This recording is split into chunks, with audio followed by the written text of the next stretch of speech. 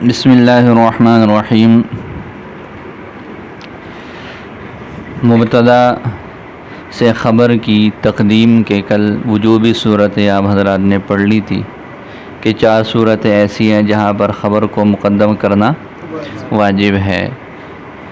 اس میں سے ایک صورت کی وضاحت پڑھ لی تھی کہ وہ مقام جہاں پر خبر مشتمل ہو کسی ایسے معنی پر جو صدارت کلام کا تقاضا کرے، لہذا اس کی صدارت کو محفوظ بنانے کے لیے وہاں پر اس کو مقدم کرنا واجب ہے۔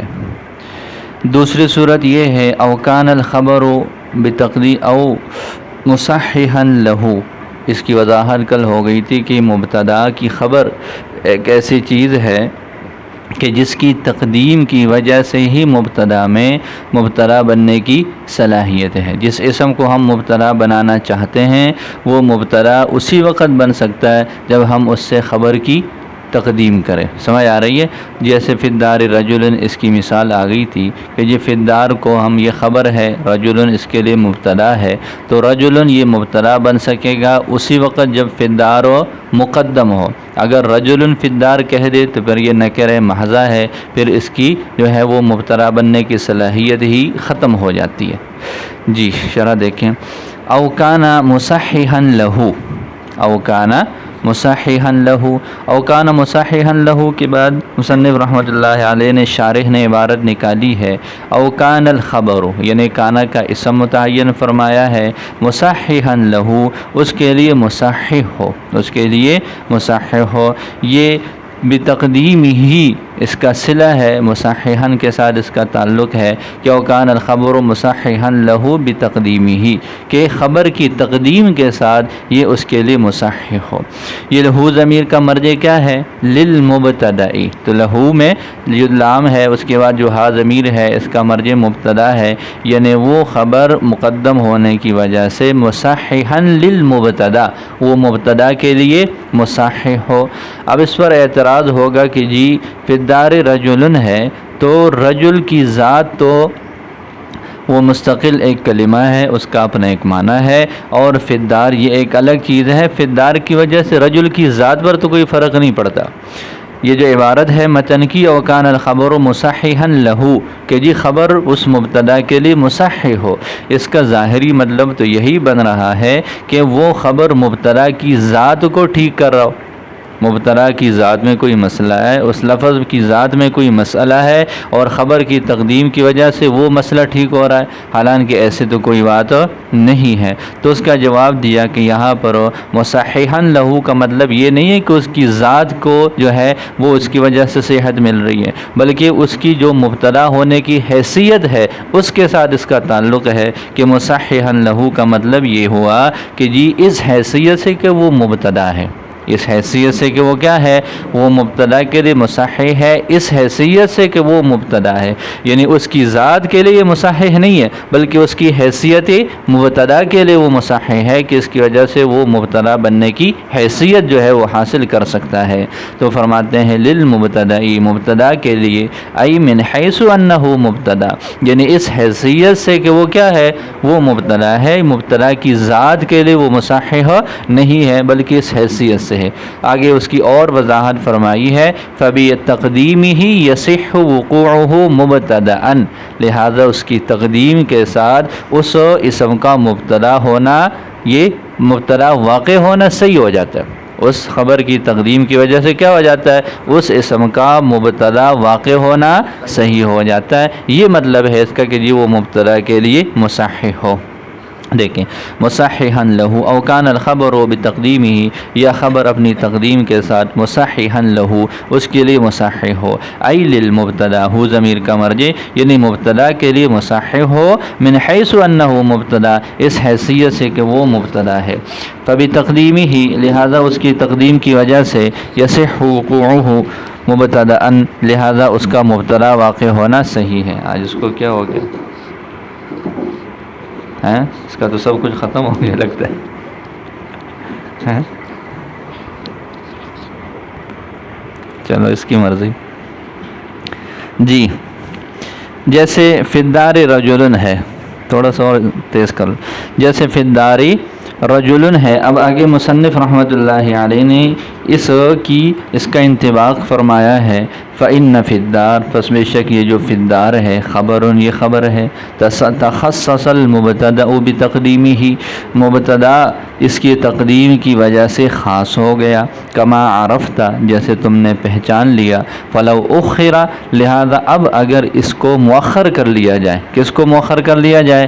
یہ فی الدار کو اگر مؤخر کر لیا جائے، بقی المبتدأ نکرۃ غیر مخصوصہ، تو یہ مبتدا باقی رہ جائے گا ایسا نکرہ جو کہ کیا ہے؟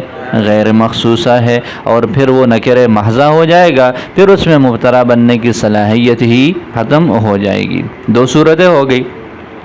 تیسری صورت آگے ذکر کی ہے، او لمتعلقہ ضمیر فی المبتدأ، اس کی وضاحت بھی ہو چکی کہ جی مبتدا کے ساتھ ایک ایسی ضمیر لگی ہوئی ہے کہ اس ضمیر کا تعلق خبر سے ہے، خبر کے متعلقات میں سے کسی متعلق سے ہے، لہذا ایسی صورت میں بھی اس کو مقدم کرنا واجب ہے۔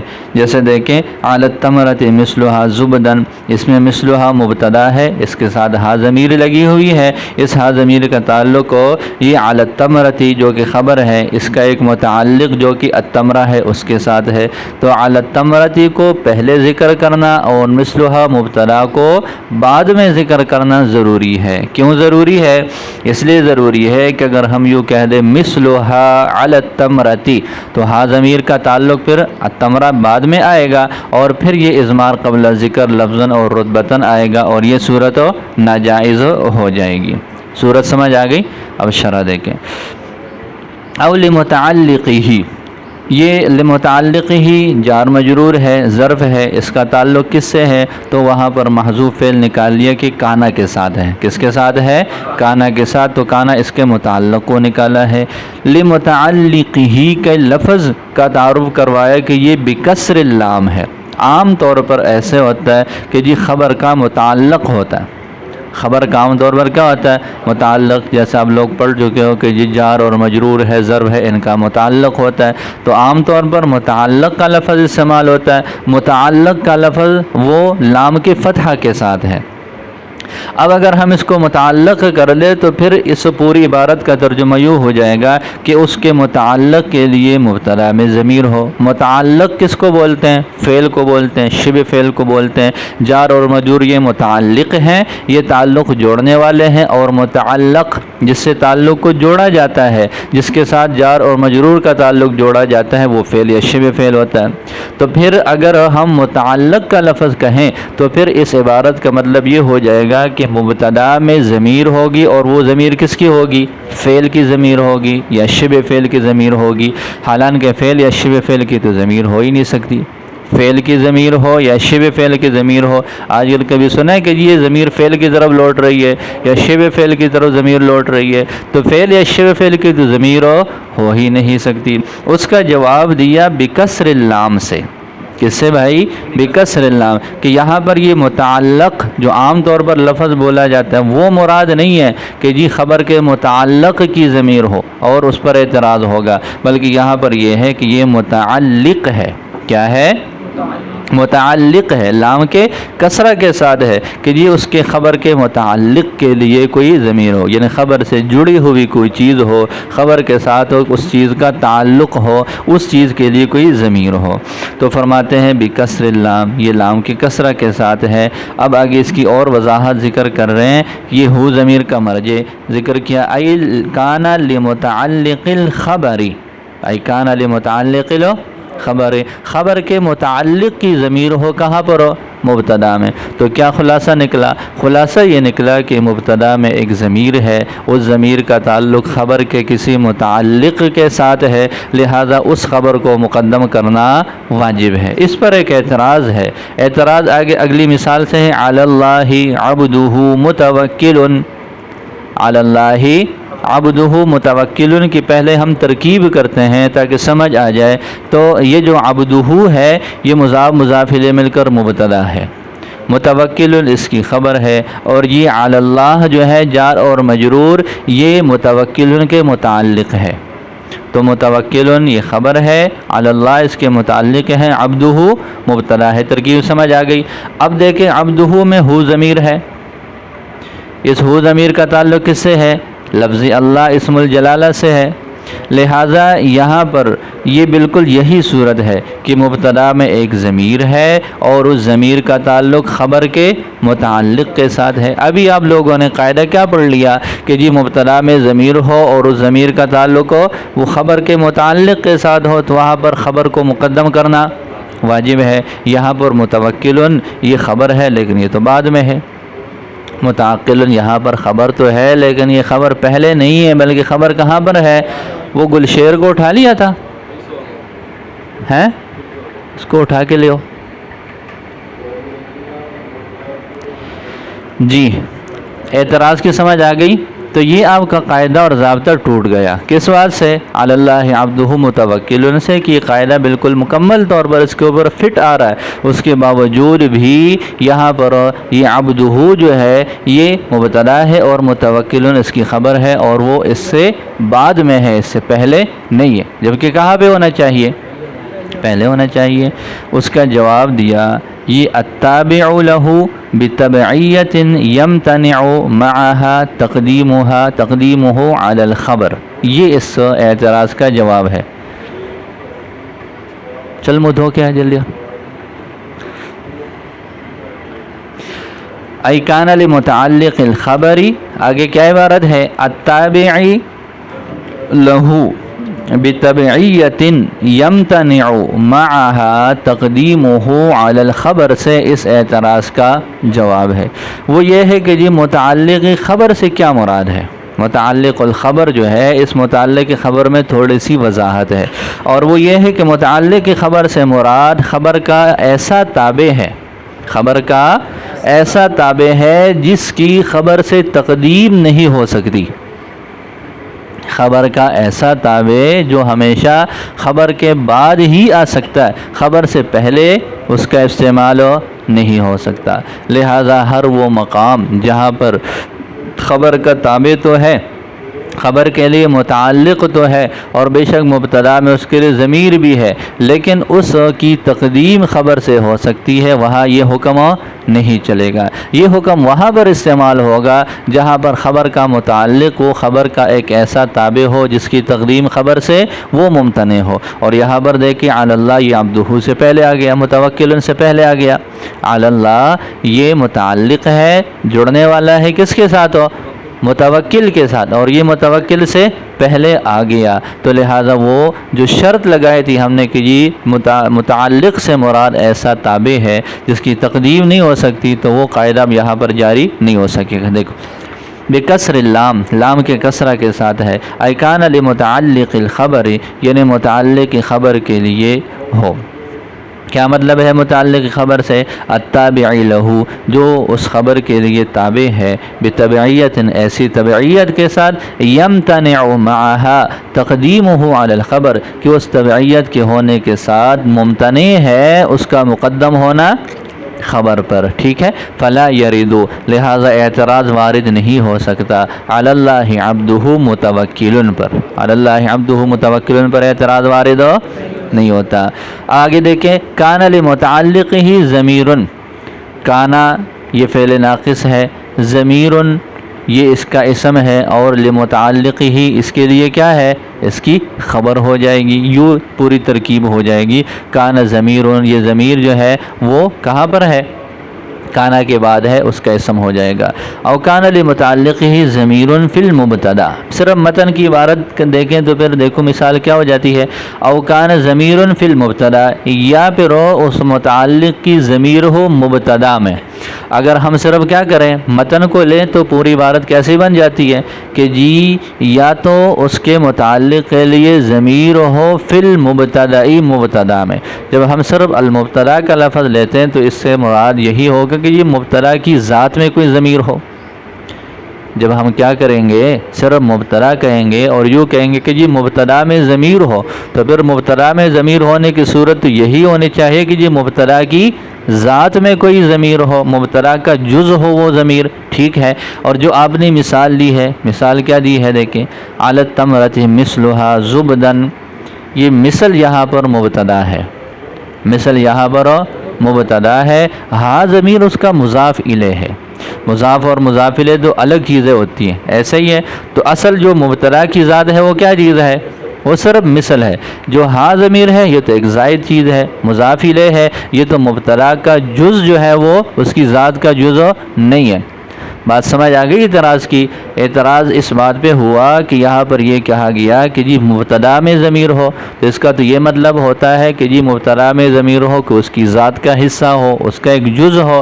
جو آپ نے مثال لی ہے وہ مثلھا کی دی ہے، یہاں پر مثل مبتدا ہے اور ہا ضمیر اس کی ذات کا جز نہیں ہے، بلکہ وہ تو مضاف الیہ ہے، اور جب مضاف الیہ ہوا تو وہ ذات کا جز نہ ہوا۔ تو آپ کا قاعدہ کچھ اور ہے اور مثال کچھ اور ہے، انطباق نہیں ہو سکتا دونوں کا۔ اس کا جواب دیا ہے جانب سے، کہ یہاں مبتدا سے پہلے جانب کا لفظ محذوف ہے۔ جانب المبتدا مراد ہے، یعنی طرف مبتدا مراد ہے۔ کیا ہے؟ جہاں مبتدا واقع ہے اس طرف کوئی ضمیر ہو، اب وہ چاہے مبتدا کا جز ہو یا مبتدا کی ذات کا جز نہ ہو، دونوں صورتوں کو وہ شامل ہے۔ دیکھیں، او ضمیر فی المبتدائی ای فی جانب المبتدائی، جانب کے لفظ کی سمجھ آ گئی؟ جانب کا لفظ اس اعتراض کو دور کرنے کے لیے ہے۔ آگے یہ کائنن کا لفظ لگایا ہے، کائنن کا لفظ اس وجہ سے لگایا ہے کہ یہ جو ضمیر ہے یہ موصوف ہے اور فی جانب المبتدا اس کی صفت ہے، لیکن وہ جار اور مجرور براہ راست تو صفت نہیں بن سکتے، لہذا یہاں پر ایک جو ہے وہ اسم فاعل کا لفظ نکالا ہے جس کی وجہ سے وہ موصوف اور یہ اس کے لیے صفت ہے۔ اب آگے جانب المبتدا میں ضمیر ہونے کا مطلب کیا ہے؟ جانب المبتدا میں ضمیر ہونے کا مطلب کیا ہے؟ آگے اس کی وضاحت فرمائی ہے، راجعن الی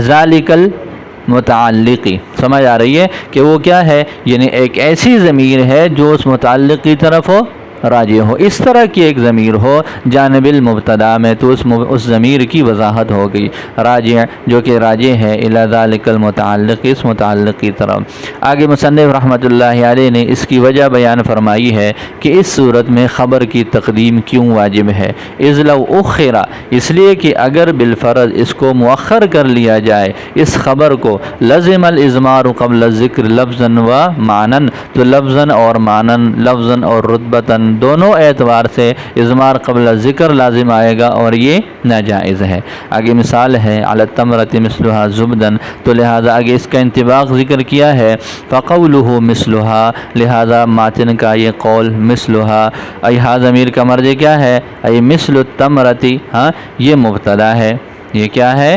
وفیہ ضمیر، اور اس مبتدا میں ضمیر ہے، لمتعلق الخبر، خبر کے متعلق کے لیے، اور وہو التمرۃ، اور وہ متعلق کیا چیز ہے؟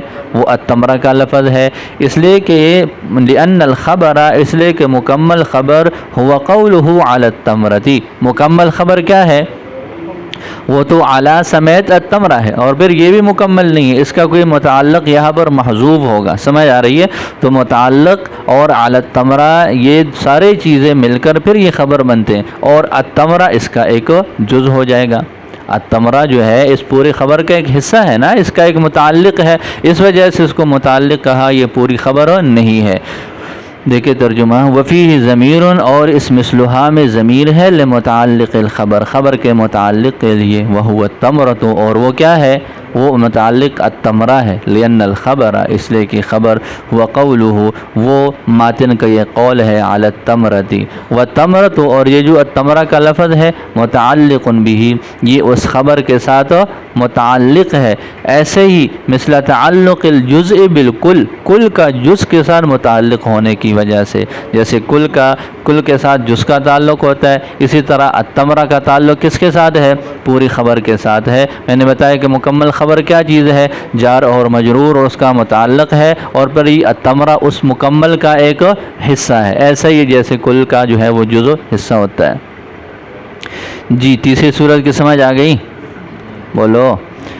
آگے ہے او خبراً عن ان، او خبراً عن ان، مثلو عندی انکا قائمون، اس کی وضاحت بھی کل آپ پڑھ چکے تھے کہ جی وہ مقام جہاں پر انا اپنے اسم اور خبر سمیت مل کر مبتدا ہو اور پھر آگے اس کی خبر واقع ہو تو اس مبتدا کو مقدم کرنا، اس خبر کو مقدم کرنا واجب ہے، مبتدا کو مؤخر کرنا ضروری ہے۔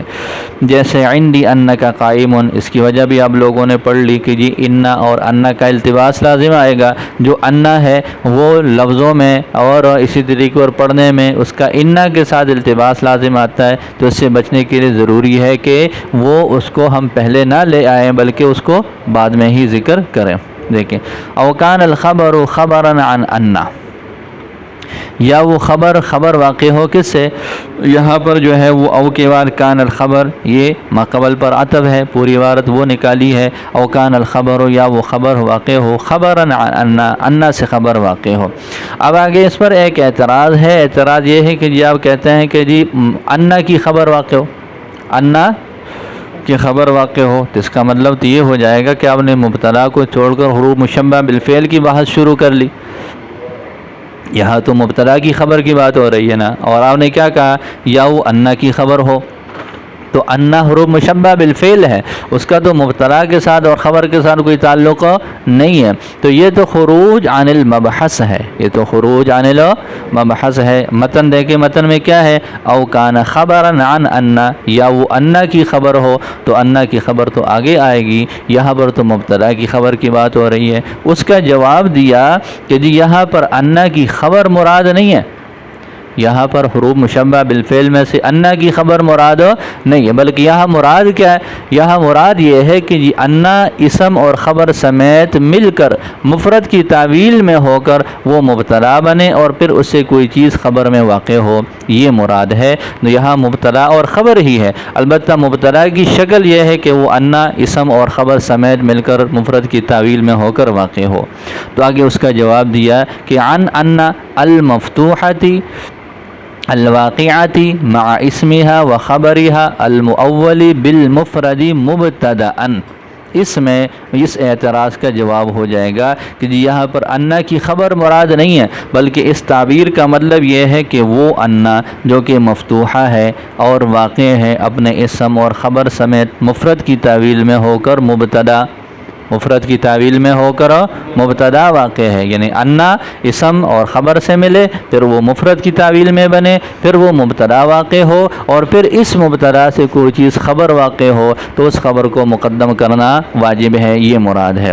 دیکھیں ترجمہ دوبارہ، او کان الخبر عن انا، یا خبر انا سے خبر واقع ہو، یعنی وہ انا جو کہ مفتوحہ ہے، واقع ہے اپنے اسم اور خبر سمیت، المؤول بالمفرد، مفرد میں مفرد کے ساتھ مؤول ہو کر مبتدأ، وہ مبتدا واقع ہو، یہ مبتدا کو واقعہ کے ساتھ ملا لے کہ الواقعاتی وہ جو مبتدا واقع ہے، الواقعاتی مبتدأ، وہ انا جو مفتوحہ جو مبتدا واقع ہے، تو مبتدا کا تعلق کس کے ساتھ جوڑنا ہے، الواقعاتی کے لفظ کے ساتھ، ترجمہ اس کے ساتھ جوڑ کے کرو تو کیسے کرو گے، وہ انا جو کہ مفتوحہ ہے اور مبتدا واقع ہے، الواقعاتی مبتدأ، مبتدا واقع ہے، مع اسمها و خبرها، اسم اور خبر کے ساتھ مل کر، المؤول بالمفرد، مفرد کے ساتھ جس کی تعویل کی گئی ہے۔ اب آگے اس کی وجہ بیان فرماتے ہیں کہ جی اس صورت میں خبر کو مقدم کرنا کیوں واجب ہے۔ اس کی وجہ اب لوگ پڑھ چکے ہیں کہ جی انا کے ساتھ التباس ہے، اس فی تاخیر ہی، اس لیے کہ اس کو مؤخر کرنے میں، بالفرض ہم یہاں پر خبر کو بعد میں ذکر کریں اور اس انا کو پہلے، جیسے یہ مثال دیکھ لیں، عندی انک قائمن میں انک قائمن کو پہلے ذکر کر دے اور عندی کو بعد میں، تو عندی کو اگر ہم مؤخر کریں اس فی تاخیر ہی، اس لیے کہ اس کو مؤخر کرنے میں خوف لبس انا بالمکسورتی، یہ انا مفتوحہ کا التباس لازم آئے گا کس کے ساتھ ہو، مکسورہ کے ساتھ، فی التلفظ، تلفظ میں بھی ٹھیک ہو جائے گا، لامکان الظہور عن الفتحۃ لخفائها، فتحہ سے ظہور کے ممکن ہونے کی وجہ سے تلفظ میں، فی التلفظ، تلفظ میں لامکان الظہوری، ظہور کے ممکن ہونے کی وجہ سے، عن الفتحۃ، فتحہ سے، لخفائها، اس کے خفی ہونے کی وجہ سے، کہ جی یہاں پر اس میں جو ہے وہ خفت ہے، اس میں کیا ہے، خفت ہے۔ کلام کے آغاز میں ہم پڑھیں گے تو چونکہ عام طور پر جس مقام پر جو ہے وہ کیا استعمال ہوتا ہے، انا استعمال ہوتا ہے، پھر انا جو ہے بڑی آسانی سے حمزہ کی فتحہ کو پڑھا جاتا ہے، تو بس تلفظ کے اندر یہ التباس ہو سکتا ہے کہ کوئی اس کو کیا سمجھے گا، انا نہیں بلکہ اس کو انا سمجھے گا۔ او فی الکتابتی، یا پھر کس بات میں، کتابت میں، کہ چونکہ انا کا مقام بعد میں ہوتا ہے، انا کا پہلے، تو ہر بندہ یہی سمجھے گا کہ یہاں پر انا نہیں ہے بلکہ انا ہے۔ لہذا ان وجوہات کی وجہ سے اس کو خبر کو مقدم کرنا واجب ہے۔ مثل جیسے عندی انک قائم وجب تقدیمہ، اس کو مقدم کرنا، کس کو مقدم کرنا، کس پر مقدم کرنا، آگے اس کو ذکر کیا، ای تقدیم الخبر، خبر کو مقدم کرنا، ہو ضمیر کا مرجع علی المبتدا، یہ تقدیم کا صلہ ہے کہ جی خبر کو مقدم کرنا مبتدا پر یہ واجب ہے۔ فی جمیع هذه الصور لما ذکرنا، ان تمام صورتوں میں ان وجوہات کی وجہ سے جن کو ہم نے ذکر کر لیا۔ جی یہاں تک بات سمجھ آ گئی؟ بولو۔ آگے مصنف رحمۃ اللہ علیہ فرماتے ہیں وقد یتعدد الخبر مثل زید عالم عاقل، کبھی خبر کا تعدد بھی ہو جاتا ہے، کبھی خبر کا تعدد بھی ہو جاتا ہے۔ کیا مطلب ہے؟ متن کا خلاصہ یہ ہے کہ جی کبھی ایسے بھی ہوتا ہے کہ مبتدا کے بعد جو خبر ہے اس کے لیے وہ ایک نہیں ہے بلکہ ایک سے زائد ہے، تو تعدد خبر یہ بھی ہے، کلام عرب میں چلتا رہتا ہے۔ جیسے زید عالم عاقل، زید ایک مبتدا ہے، عالم عاقل اس کی دو خبریں ہیں۔ اب اس پر ایک اعتراض ہے، اعتراض یہ ہے کہ جی قد یتعدد الخبر، آپ پڑھ چکے ہیں کہ قد جب مضارع پر داخل ہوتا ہے کس معنی کے لیے آتا ہے؟ تقلیل کے لیے آتا ہے۔ تو قد یتعدد الخبر کا مطلب یہ ہے کہ جی صرف لفظوں کو دیکھیں، جو ہم نے خلاصہ بیان کیا وہ تو الگ ہے، لیکن اگر ہم لفظی عبارت کو دیکھیں تو کبھی اس کا مطلب یہ ہو جائے گا کہ قد یتعدد الخبر، کبھی خبر متعدد بھی ہوتے ہیں، کبھی خبر جبکہ یہ تو واقعے کے خلاف ہے، کتنی ساری خبریں ہیں، ہاں عربی کلام میں مبتدا کی خبر ہے، اسی طریقے پر آگے جو ہے وہ حروف کی بحث، حروف کی خبر ہے، کانا کی اخبار ہے، تو یہ خبریں تو بہت ساری ہیں، تو قد اس کے اوپر داخل کیا، اس کا مطلب یہ ہوا کہ جی خبر کا تحقق اور خبر کا وقوع کلام عرب میں بہت کم ہوتا ہے۔ قد یتعدد الخبر کہ جی کبھی خبر متعدد بھی ہے، مطلب کسی کلام میں ایک سے زائد بھی خبریں واقع ہو جاتی ہے، جبکہ یہ بہت قلیل ہے۔ جیسے آپ نے قد کو داخل کیا، اس سے بات سمجھ میں آ رہی ہے، حالانکہ ایسے تو نہیں ہے، بلکہ خبر تو کلام عرب میں کیا ہے، بہت زیادہ واقع ہے۔ تو اس کا جواب دیا کہ جی ہمارا مطلب یہ نہیں ہے جو آپ سمجھ رہے ہیں۔ آپ کیا سمجھ رہے ہیں؟ آپ مطلقاً خبر کے وقوع کو سمجھ رہے ہیں کہ جی خبر کا وقوع کم ہو رہا ہے، ان لفظوں سے یہ سمجھ میں آ رہا ہے، جبکہ ہمارا مطلب یہ نہیں ہے۔ ہمارا مطلب یہ ہے کہ خبر کا وقوع تو بہت زیادہ ہے، اس میں کوئی شک نہیں، لیکن وہ صورت جہاں پر مخبر عنہ ایک ہے اور اس کی خبریں ایک سے زائد ہے، ہم اس کو ذکر کر رہے ہیں۔ مبتدا ایک ہے اور اس کی خبر وہ ایک سے زائد ہے، ہم اس صورت کو بیان کر رہے ہیں، اور یہ کبھی کبھار ہی ہوتا ہے، ایسا ہونا وہ کم ہی ہوتا ہے۔ اس وجہ سے قد داخل کیا یتعدد پر کہ کبھی جو ہے وہ خبر کا تعدد بھی ہوتا ہے، یعنی مبتدا ایک ہوتا ہے اور اس کی خبریں ایک سے زائد ہوتی ہے۔ تو آگے فرماتے ہیں جی من غیر تعدد المخبر عنہ، اس اعتراض کا جواب دیا جو ابھی آپ لوگوں نے پڑھ لیا کہ جی مخبر عنہ کے تعدد کے بغیر، مخبر عنہ میں تعدد نہیں ہے، مبتدا ایک ہے اور اس کی خبر میں کیا ہے، وہ تعدد ہے، یہ والی صورت جو ہے وہ مراد ہے۔ لہذا فیکون اثنین فصاعدا، پھر وہ خبریں دو ہوتی ہیں یا دو سے زائد بھی ہوتی ہیں۔ وذالک تعدد سے ایک اعتراض کا جواب دیا ہے۔ اعتراض کو سمجھنے کے لیے آگے یہ جو شارح نے جو تمہید سمجھائی ہے اس کو سمجھ لیں، اور وہ یہ ہے کہ خبر کا متعدد ہونا دو اعتبار سے ہے۔ ایک یہ ہے کہ جی لفظاً بھی متعدد ہو اور معنن بھی متعدد ہو۔ لفظاً اور معنن کا کیا مطلب؟ لفظاً اور معنن تعدد کا مطلب یہ ہے کہ مبتدا ایک ہے، آگے اس کی خبریں جو ہیں وہ ایک سے زائد ہے، لیکن جو زائد خبریں ہیں ظاہر ہے ایک دو تین ہو گئے تو وہ لفظی اعتبار سے تو بڑھ گئے، لیکن ان کا معنی بھی الگ الگ ہے۔ پہلی خبر کا معنی کچھ اور ہے، دوسری کا کچھ اور ہے، تیسری کا کچھ اور، تو ہر لفظ ذات کے اعتبار سے بھی الگ ہے اور معنی کے اعتبار سے بھی کیا ہے، الگ ہے۔ بات سمجھ آ رہی ہے؟ جیسے عالم ہونا الگ معنی ہے، عاقل ہونا الگ معنی ہے، جالس ہونا الگ معنی ہے۔ تو آپ کہتے ہیں زید عالم عاقل جالس نائم قاعد، جتنا آگے بڑھتے رہو لفظ بھی الگ اور اس کا معنی بھی الگ۔ ایک صورت یہ ہے۔ تو تعدد کی ایک صورت یہ ہے کہ جتنے لفظ ہوں اتنے ہی اس کے معنی بھی ہوں۔ تو ہم اس کو یوں کہتے ہیں کہ جی یہاں پر تعدد لفظاً بھی ہے اور معنن بھی۔ بعض مرتبہ ایسے ہوتا ہے کہ جی صرف لفظ الگ الگ ہوتے ہیں لیکن ان کا معنی اور دونوں کا مصداق ایک ہی چیز ہے۔ دونوں کا مصداق کیا ہے؟ ایک ہی چیز ہے۔ جیسے انار کا ذائقہ کیا ہوتا ہے؟ اس میں میٹھا بھی ہوتا ہے اور تو آپ یوں کہتے ہیں الرمان حلو حامض، الرمان حلو حامض، انار جو ہے وہ میٹھا بھی ہے اور تو یہ میٹھا اور کھٹا کوئی الگ چیز ہے یا دونوں مل کر ایک بن جاتے ہیں؟ جب ہم انار کھا رہے ہوتے ہیں تو سب سے پہلے ہم اس کے میٹھے کو الگ کرتے ہیں، بعد میں اس کے، ایسا ہو سکتا ہے؟ یا دونوں کا وجود الگ الگ ہو، دونوں کا ایک ہی معنی بن جاتا ہے، جس کو ہم دوسرے لفظوں میں مر کا لفظ کہہ رہتے ہیں، جس کو ہم دوسرے لفظوں میں کیا کہہ رہتے ہیں؟ تو حلون اور حامضن دو لفظ ہیں عرب کلام میں، دونوں کا الگ الگ معنی تو ہے لیکن جب یہ دونوں مل جائے تو دونوں ملنے کے بعد پھر ان کی ذات، ان کا معنی الگ الگ نہیں ہوتا بلکہ صرف مر، ایک مر کے لفظ کا معنی ان کا بن جاتا ہے۔ تو ہم یوں کہہ رہتے ہیں کہ الرمان حلو حامض، الرمانو، تو لفظ تو دو ہیں لیکن دونوں لفظوں کا مصداق جو ہے وہ الگ الگ نہیں ہے بلکہ دونوں لفظوں کا اسم و خبر مصداق کیا ہے؟ وہ ایک ہی چیز ہے۔ تو ہم اس کو کہیں گے کہ یہاں خبر میں تعدد ہے لیکن یہ تعدد کس اعتبار سے؟ صرف لفظی اعتبار سے، معنوی اعتبار سے نہیں ہے۔ یہ بات سمجھ آ گئی؟ تو خبر کے تعدد کی دو قسمیں ہیں، ایک وہ ہے جو لفظاً بھی ہو اور معنن بھی ہو، دوسری صورت یہ ہے کہ جو صرف لفظاً تو ہو لیکن معنن نہ ہو۔ یہ دو صورتیں۔